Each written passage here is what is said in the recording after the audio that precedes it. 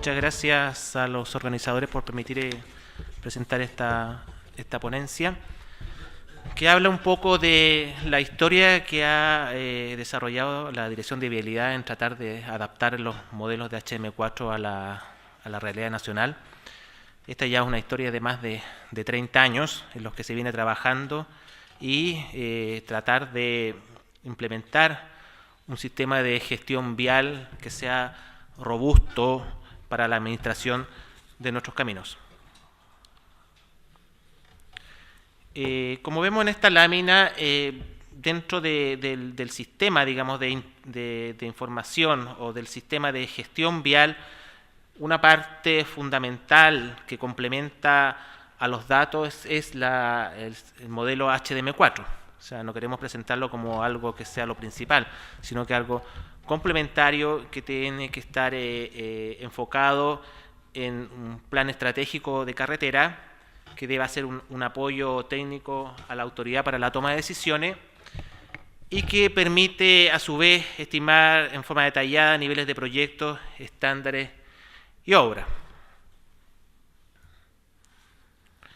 Y también una parte importante que muchas de las administraciones viales las han descuidado un poco es la investigación. O sea, no hay que olvidarse que todos estos sistemas, una vez que parten, digamos, y uno logra un poco adaptarlo a las condiciones locales, su validez es por un tiempo, digamos, pero uno tiene que seguir, digamos, investigando, tiene que seguir recolectando datos, tiene que ver cómo se ajustan a la realidad, cómo han ido evolucionando para poder desarrollar tanto la mejora del mismo sistema o como de nuevos sistemas. Por lo tanto, la investigación es parte fundamental, digamos, de todos los procesos que pretenden tener sistemas de gestiones viales robustos. Por otra parte, quiero reforzar la idea de que ¿por qué debemos usar los modelos? Generalmente lo usamos para resolver las tres grandes preguntas de la conservación: el qué, el dónde y el cuándo. Eso es lo que queremos generalmente saber: qué conservar, dónde conservar y cuándo conservar. Eso es lo que queremos explicar y tratar de responder con los modelos. De alguna u otra forma se pueden obtener respuestas a estas tres preguntas y de una u otra forma se puede obtener también niveles, digamos, de precisión a esta respuesta en función de los datos, digamos, que hemos cargado en el sistema. Y también esto nos puede servir para obtener, por ejemplo, la construcción de nuevas carreteras, también para reparar o reforzar y eventualmente y principalmente para planificar y evaluar en forma económica las inversiones. Otro de los objetivos también son definir estándares en carreteras concesionadas, que ha sido una parte importante en el desarrollo vial del país, si consideramos que actualmente tenemos más de 3.300 kilómetros de carreteras concesionada dentro de los 80.000 kilómetros que tiene la red vial nacional. También podemos definir estándares en caminos bajo la administración de la Dirección de Vialidad, ¿no es cierto?, para darnos un nivel de servicio que nosotros queremos desear de nuestros caminos, y evaluar cambios de estándares y necesidades de conservación, que es para lo que se ha usado principalmente este modelo. No quiero ahondar mucho en lo que es el modelo HM4 porque ya lo hemos venido escuchando, pero quiero reforzar la idea de que es un software para la evaluación técnica y económica de inversión y mantenimiento de redes viales. El software lo que hace tiene relaciones físicas y económicas derivadas de extenso estudio sobre el deterioro de los caminos, el efecto de su mantenimiento y el impacto en los costos de los usuarios, o sea, los costos de operación y los tiempos de viaje. O sea, las tres grandes partes, digamos, que tiene el modelo son, o sea, el modelo HDM4 son los modelos de deterioro de los pavimentos, el efecto que tiene la conservación y cómo eso impacta en los costos de operación y los tiempos de viaje. Esas son las tres grandes cosas que, digamos, que tiene el modelo, y los ahorros provienen de reducir los costos de los usuarios de la alternativa analizada versus los costos de los usuarios en la alternativa base que haya definido el usuario.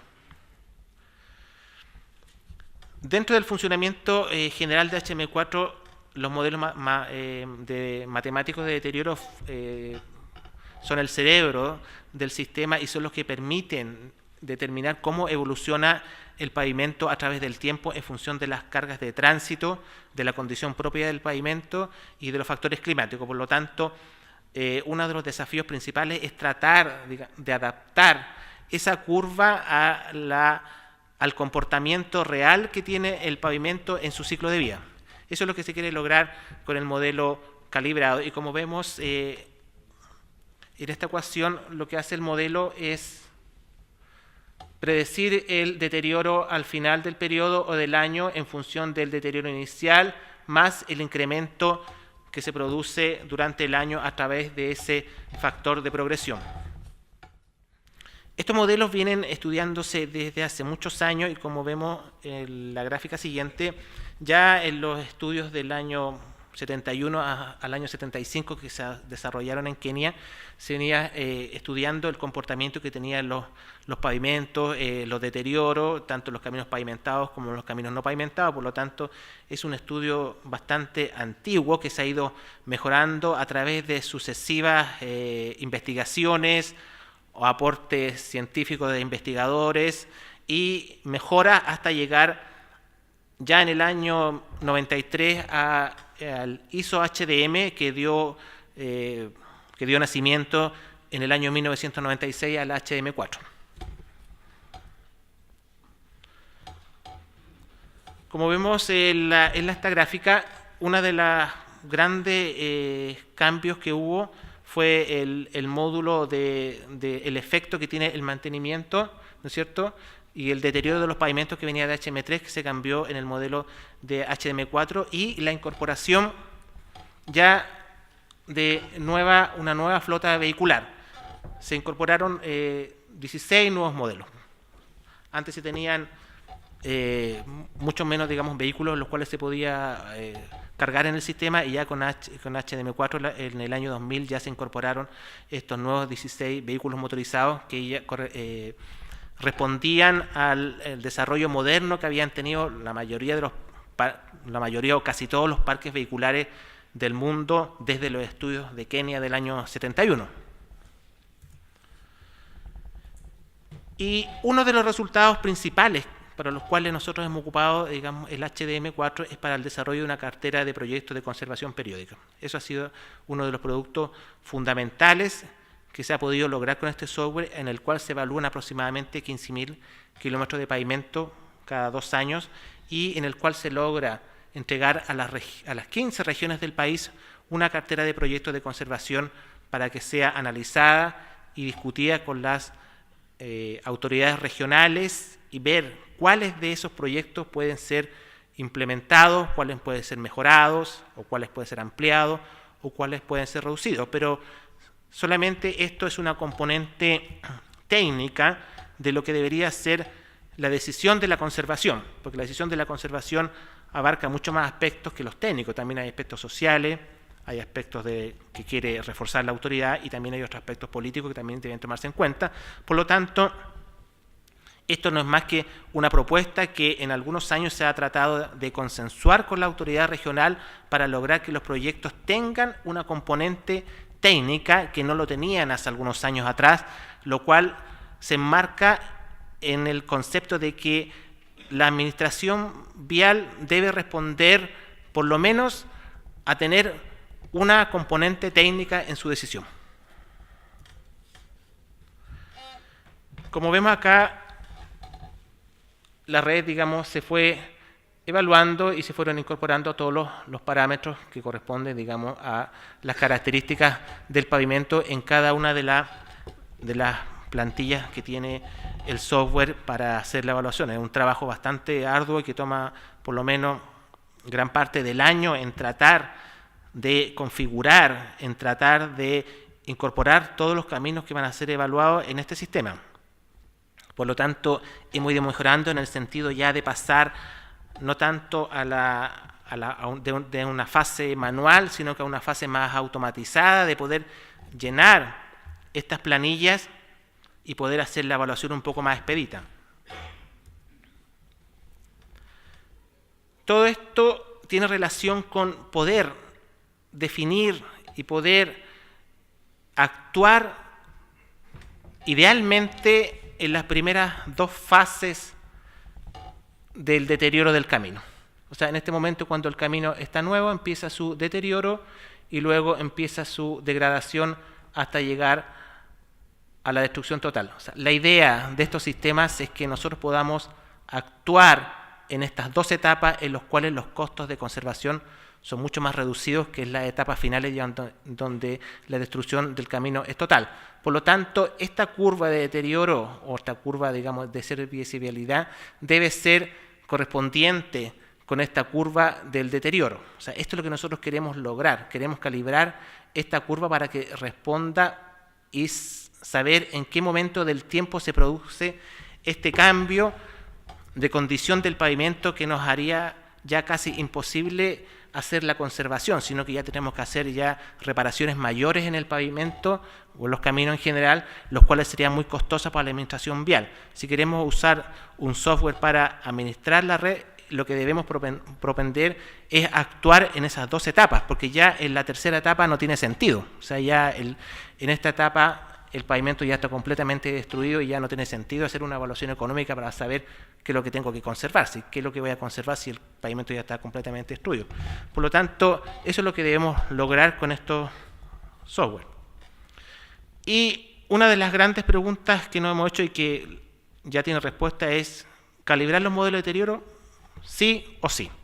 O sea, ya no está la alternativa de que voy a usar el modelo tal como viene, veré si lo que da se ajusta a la realidad o no, voy a arreglar esto en el camino a medida que se vaya dando el proceso. No, debe contarse con un modelo que responda a las condiciones reales del pavimento. O sea, el modelo tiene que estar sí o sí calibrado. O sea, de acuerdo a nuestra experiencia y a lo que nosotros hemos venido estudiando hace más de 30 años, las diferencias entre el modelo sin calibrar y el modelo calibrado son notorios.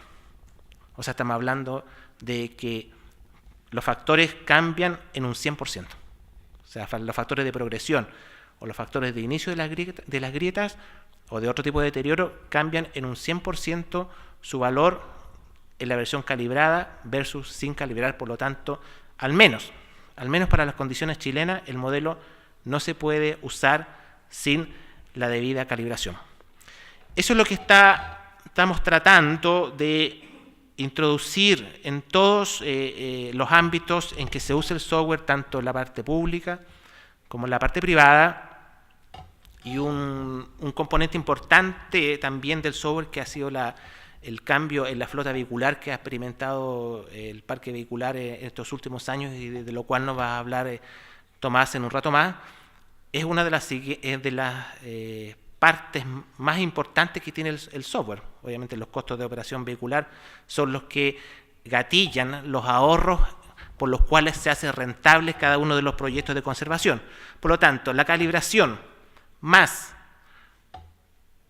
la definición de una flota vehicular apropiada hacen, digamos, que el software sea robusto, por lo menos en su definición inicial de parámetros, y puede ser usado para poder estimar costos de conservación.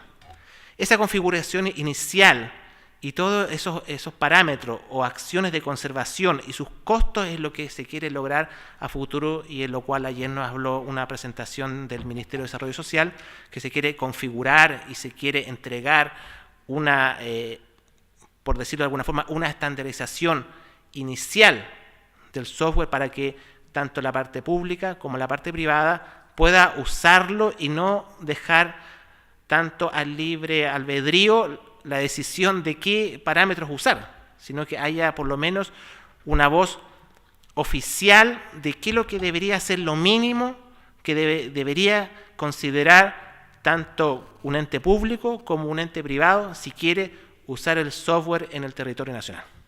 O sea, ya no vamos a tener que preguntarnos qué fue lo que se ingresó, sino que vamos a tener que corroborar, digamos, que lo que se ha ingresado es lo que se ha transmitido oficialmente. O sea, ya no puede haber explicaciones diciendo, no, yo considero que este es el parámetro que es más adecuado. No, tiene que haber ya un poco más de seriedad en esto y tratar, digamos, que el uso del modelo no sea en forma indiscriminada, sino que sea en forma, digamos, controlada y un poco más responsable. O sea, hay que tratar, digamos, de que lo que se usa responda a lo que la institución quiere que se desarrolle y bajo un marco conceptual mínimo.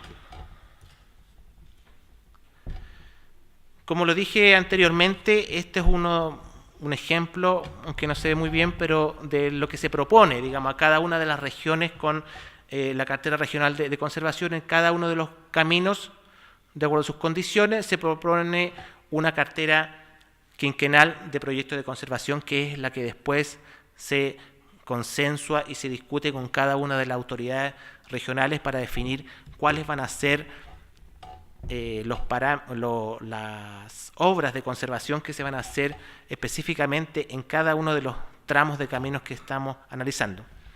Como le contaba, parte de la historia del software viene a través del desarrollo por parte de Vialidad ya del año 1984 con un plan de control y seguimiento de pavimento. O sea, hace más de 30 años que ya se viene investigando cómo poder adaptar modelos de comportamiento de pavimento a las condiciones locales o el desarrollo de modelos propios para poder gestionar la conservación. O sea, antes de que apareciera HDM4, Vialidad ya estaba investigando cómo poder desarrollar sus modelos propios en ese momento y se desarrollaron diversos estudios para lograr ese objetivo, todos enmarcados en el HM3, teniéndolo como referencia, pero ya con el surgimiento de HDM4 se trató de incorporar todo ese análisis al nuevo software y empezar, digamos, a hacer los modelos de la calibración de los modelos que partieron el año 2000 con el primer estudio. Ya se han realizado 3 estudios de calibración de los pavimentos asfálticos y de los pavimentos de hormigón, uno en el año 2000, otro en el año 2009 y este que se está realizando ahora el año 2016-2017, que ya está terminando y que incluye una nueva flota vehicular, como se aprecia aquí en este último renglón, la actualización de los parámetros HM4 y la nueva flota vehicular, que ya sería la segunda flota vehicular que se determina, porque la primera flota fue el año 2006, que ya se había estudiado una calibración de la flota vehicular, considerando que habían cambios sustantivos entre la flota que definía HDM3, la HDM4 y la realidad de los vehículos. Por lo tanto, ya estimamos que a partir del año 2006 al año 2016 era pertinente actualizar esa flota vehicular, que es la segunda parte de este estudio que se desarrolló el año 2016 y que está concluyendo.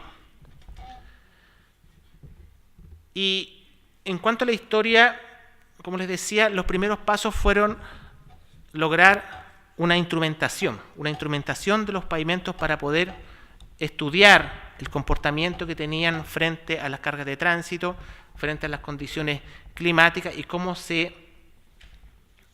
evolucionaba el deterioro. Por lo tanto, se hacía un seguimiento continuo de los pavimentos a través del país, a través de zonas testigos. Y se desarrollaron diferentes curvas, principalmente para los pavimentos de hormigón. En este estudio del año 2016, que está desarrollando la consultora APSA, que nosotros hemos llamado actualización parámetros modelos HM4, y que también incluye la flota vehicular, se calibraron los modelos de agrietamiento, baches, IRI, agüellamiento y escalonamiento, que corresponden más o menos a los mismos modelos que se habían ya analizado el año 2009 y el año 2010. Y también se analizaron algunos otros modelos que propuso el consultor para poder ir avanzando en completar un poco más el espectro de los modelos que estaban sin calibrar y que disponía el modelo, pero que no se habían analizado anteriormente. Y también considera otra parte importante, como lo dije, que era la actualización de la flota vehicular, que anteriormente provenía ya del año 2004. Una de las grandes variaciones que se consideró esta vez fue incluir nuevas zonas climáticas. Ya se vio en el estudio anterior que el clima era fundamental para poder ajustar en forma adecuada los parámetros, más que nada la definición de cada uno de los climas, porque el comportamiento de los pavimentos dependía directamente de las condiciones climáticas. Por lo tanto, se trató de incluir la mayor posibilidad de antecedentes de clima que dieran cuenta de la variación a nivel nacional. Por lo tanto, que teníamos climas de costa, de centro y de cordillera, en los cuales se trató de buscar la mayor cantidad de tramos posibles representativos para que quedaran calibrados los modelos a esas condiciones climáticas, para poder finalmente tener tantos modelos calibrados como climas se tenían, ¿cierto? También hubo como se explicó en una presentación anterior, se tomaron tramos testigos y se calibraron. Aquí muestro un poco, en general, digamos, no pretendo explicarlo en detalle, pero el sistema de selección de los tramos es un sistema bastante serio, por decirlo de alguna forma, y responde a consideraciones estadísticas. O sea, no cualquier tramo de pavimento sirve para ser usado en una calibración, sino que tiene que responder a ciertos parámetros estadísticos, a cierto comportamiento, a cierta tendencia, a cierto tipo de estructura, a cierto comportamiento en la estructura de los datos o del deterioro que sea consistente con los modelos. Por lo tanto, es un proceso bastante, por decirlo de alguna forma, sencillo, pero con resultados un poco amargos, en el sentido de que cuesta encontrar, digamos, tramos de pavimento que respondan a todas estas consideraciones y que al final se pueda disponer de ese set de tramos de camino en los cuales se puede aplicar finalmente la calibración. Porque no olvidemos que uno de los grandes problemas que tiene la calibración es tratar, digamos, de no caer por lo menos en estas tres situaciones, sino ajustarse a esta, que es obviamente la situación ideal en la cual se tiene bajo sesgo y alta precisión. Pero si nosotros analizamos cada uno de los tramos de las zonas climáticas, la mayoría de los tramos caen en esto. O sea, es muy difícil poder encontrar tramos que respondan a este comportamiento. Por lo tanto, la búsqueda ya se empieza a agotar y al final quedan muy pocos tramos disponibles para poder calibrar los modelos y que cumplan con esta condición. Generalmente siempre hay algunas variaciones, digamos, de sesgo o de precisión, ¿cierto?, que afectan notoriamente la calidad de los resultados. Y este sesgo y esta precisión nos dice de qué tan buenos son los datos disponibles representando las condiciones reales del modelo y qué tan acertadas son las predicciones y si las mismas responden a las condiciones existentes. O sea, ver si los deterioros que tiene el pavimento son consistentes con lo que dice el modelo o no. O sea, no podemos tomar, digamos, cualquier pavimento y cualquier nivel de deterioro y tratar en forma, por decirlo de alguna forma, en forma forzada, de ajustar los modelos porque no resulta. Y lamentablemente uno llega a factores de calibración que pueden ser tremendamente erróneos si no desecha todos los tramos que no responden a ese tipo de comportamiento. Uno de los grandes cambios que hubo en los pavimentos de hormigón respecto de HM4, respecto de la calibración anterior, es que en la nueva versión 2.09 ya los modelos de hormigón son modelos incrementales. Antes eran modelos absolutos, o sea, se tenía que contar con el año de inicio o de construcción del pavimento y algún punto de deterioro por acá y otro por acá para poder trazar la curva del deterioro y poder calibrar el parámetro correspondiente a cada uno del deterioro. Sin embargo, ya en esta versión el modelo es incremental, o sea, basta con tener la información en un punto de la curva y hacer la progresión al siguiente punto con el parámetro correspondiente. Lo que sí, esto hace que los deterioros se sobreestimen un poco respecto del modelo absoluto. O sea, en el modelo incremental los deterioros son un poco mayores que en el modelo absoluto. Y como dije en una lámina pasada, fue bastante difícil poder llegar finalmente a los tramos testigos que se usaron en la calibración de cada uno de los parámetros. Y esta gráfica responde a cómo el criterio de clasificación y eliminación de cada uno de los tramos. O sea, aquí dice cómo debo yo considerar si el tramo que he tomado es o no un candidato factible de incluirlo en la calibración de algún parámetro de deterioro. O sea, si se verifica la condición en su situación base, por ejemplo, si fue intervenido, si sufrió una acción de conservación antes de la toma de los datos, ya es un pavimento que no sirve, pues ya fue intervenido y ya fue alterada la condición de su deterioro. Si es parte, digamos, de un grupo de pavimento representativo, y así una serie de consideraciones para finalmente poder obtener esa pequeña muestra de pavimentos que cumple con las condiciones necesarias y suficientes para ser usados en la calibración de los modelos. Como vemos acá, son más de 20 o casi 25 parámetros que tienen los pavimentos asfálticos. O sea, no son pocos los parámetros en los cuales uno debería intervenir para hacer la calibración. O sea, cada uno de esos uno debería poderlos calibrar a las condiciones locales. Obviamente que esto debe responder a un análisis previo de sensibilidad, o sea, ver cómo cada uno de estos parámetros incide finalmente en los resultados finales que tiene el modelo.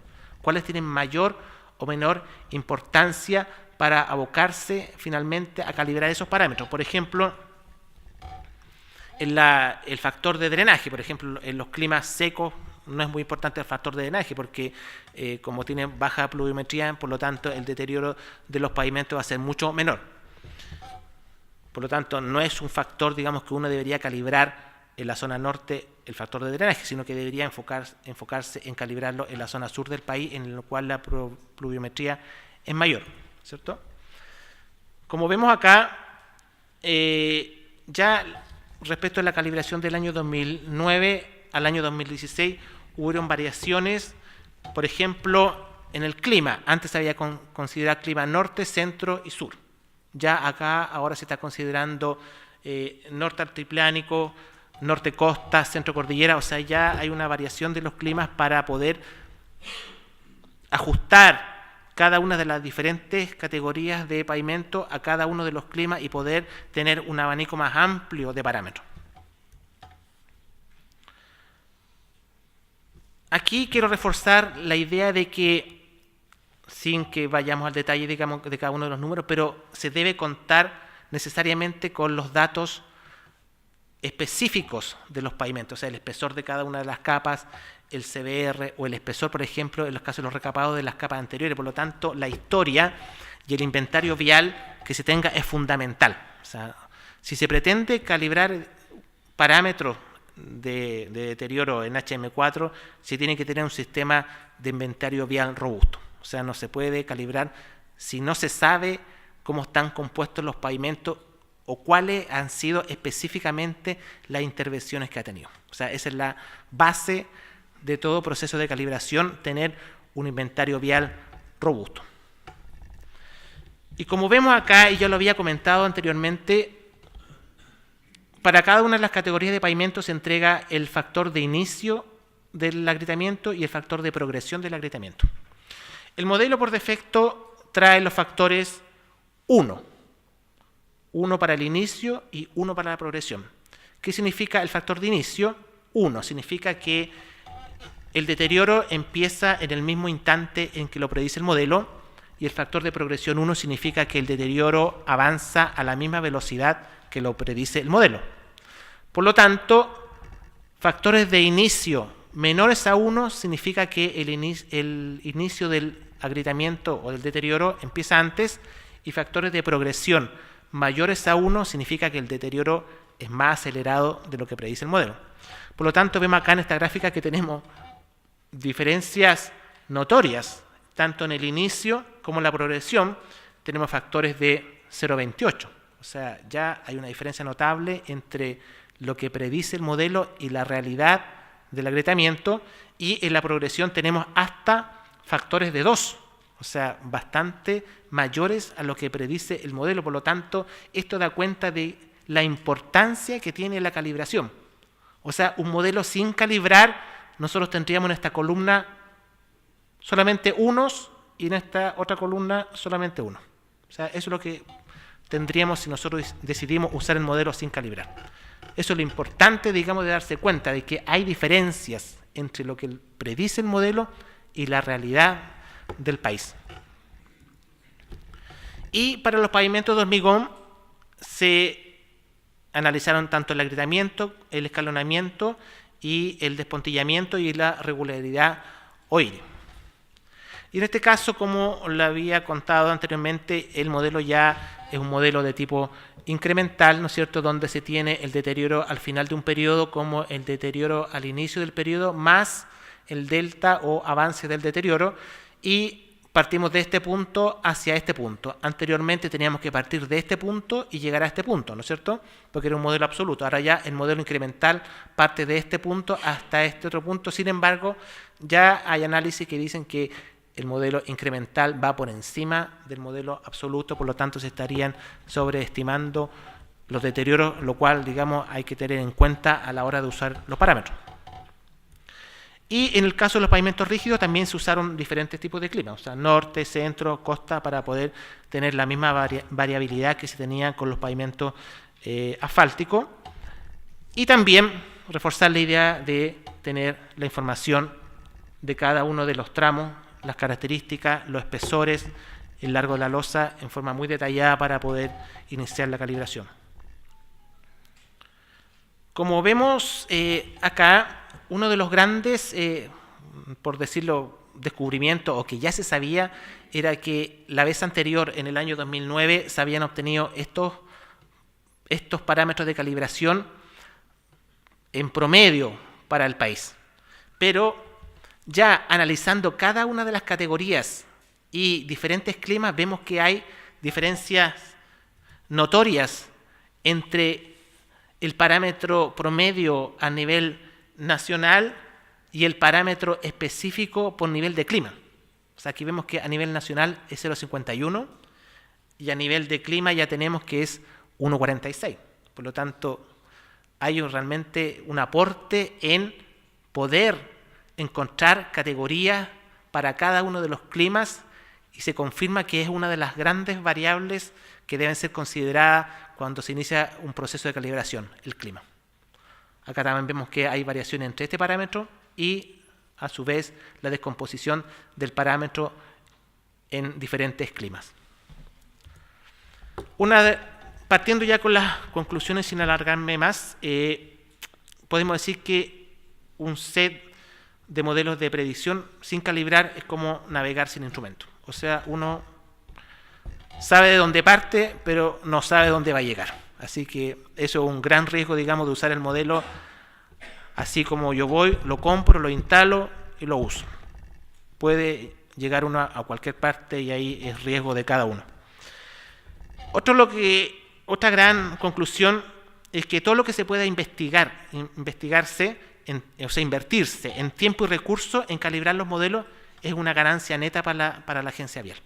O sea, si estamos hablando que el modelo sin calibrar versus el modelo calibrado tiene diferencias notorias en la predicción de los deterioros, claramente se van a ver afectadas las acciones de conservación que yo voy a predecir. Por lo tanto, hay una ganancia en términos económicos, o sea, de definir una acción de conservación bien ejecutada versus una acción de conservación que no va a responder a ningún parámetro y puede entregarla en cualquier periodo del tiempo de vida del pavimento y que no va a corresponder necesariamente a la realidad. Entender que el modelo es una simulación, o sea, no es la realidad, pero es lo que más se parece. O sea, es esto lo que hay, puede que haya algo mejor, no lo sabemos, pero no es lo peor. Hay que considerar eso. Y los modelos no tienen la capacidad de explicar todo, sino que explican para lo cual fueron desarrollados y bajo ciertas condiciones de borde. O sea, tenemos que tener en cuenta que esto es aplicado en un cierto contexto. De ahí para afuera esto no vale. Un modelo, y esto es lo que más ha costado, un modelo no sustituye el criterio del profesional. Y todo lo que el modelo no puede explicar, lamentablemente, debe explicarlo el profesional que usa el modelo. Eso es lo que hemos tratado, digamos, de transmitir, y generalmente la autoridad lo entiende así, que si algo no está explicado, tiene que explicarlo uno. Uno no puede decir, no, es que el modelo no lo explica. No, tiene que explicarlo uno, lamentablemente. Y el seguimiento de pavimento es una tarea continua y de gran valor agregado. No debe abordarse como algo anexo a las labores de la agencia, sino como parte central del sistema de gestión. O sea, esto ya no es un gustito que se dan un grupo de profesionales para estar analizando datos y estar desarrollando curvas y estar jugando un poco a la conservación, sino que debe ser una tarea, digamos, de la agencia vial en su cerebro, tener el seguimiento de los pavimentos como algo fundamental. O sea, una entidad que no tiene, una entidad como la Dirección de Vialidad o como otras direcciones a nivel, digamos, mundial, que no tiene un centro de investigación de sus pavimentos o del comportamiento tanto de su pavimento en servicio o como de sus materiales, por ejemplo, es un organismo que solamente se dedica a administrar algo, pero que no tiene conciencia de lo que está haciendo ni el potencial de lo que podría hacer. Por lo tanto, se desaprovecha, por decirlo de alguna forma, más del 80% del conocimiento que se está adquiriendo. O sea, si somos nosotros los que estamos construyendo, los que estamos controlando y los que estamos administrando, deberíamos ser capaces de generar la investigación. Eso es fundamental. Y las sucesivas calibraciones han demostrado que sí hay diferencias, a veces sustanciales, en lo que predice un modelo calibrado y uno no calibrado. Ya lo mostré hace poco, o sea, hay diferencia, por lo tanto, la opción de calibrar sí o no ya no es una alternativa, sino que hay que calibrar sí o sí. Y el seguimiento de los pavimentos exige contar con datos duros de inventario vial e historia de los pavimentos. Esto no siempre ha sido lo óptimo, pero se está avanzando. O sea, debemos tener conciencia de que nosotros cuando construimos debemos tener claro de lo que estamos construyendo y recabar la mayor cantidad de información posible para poder usarlo después en nuestra investigación. O sea, ya no podemos tratar de obtener los datos a posteriori, sino que nosotros debemos tener los datos a priori. Cuando ya estamos construyendo, cuando sabemos las características de los materiales, sabemos las características del pavimento, es el momento ideal para recabar todos los datos para poder después usarlo en los futuros trabajos de investigación que estamos haciendo. Eso sería. Muchas gracias.